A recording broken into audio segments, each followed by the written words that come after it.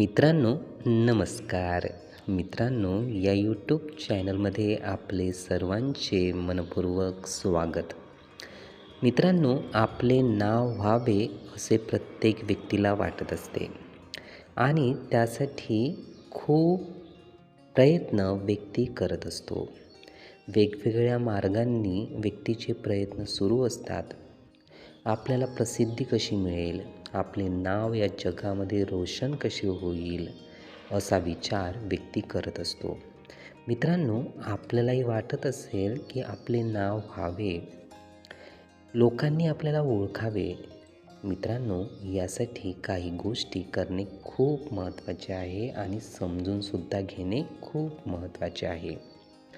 आपण जेव्हा गुलाबाच्या फुलाकडे पाहतो तेव्हा काय लक्षात येते?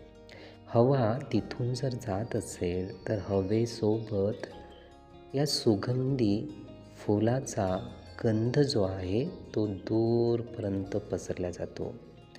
एकंदरीत झाड न दिसता सुद्धा लोकांना तो मिळत जातो आणि लोकांना वाटते की नक्कीच हा गुलाबाचा सुगंध आहे. झाड तर लोकांच्या जवळ नाही, पण फुलांचा गंध हा दूरपर्यंत पसरलेला आहे. मित्रांनो, तसेच कर्माचे सुद्धा आहे. जेव्हा आपण चांगले कर्म करतो तर ते सुद्धा एकाच ठिकाणी न राहता त्याचा गंध, ते विचार, ते कर्म दूरपर्यंत पसरतात आणि आजूबाजूच्या दूरवरच्या लोकांना सुद्धा माहिती होते की नक्कीच हे या व्यक्तीने केलेले कर्म आहे.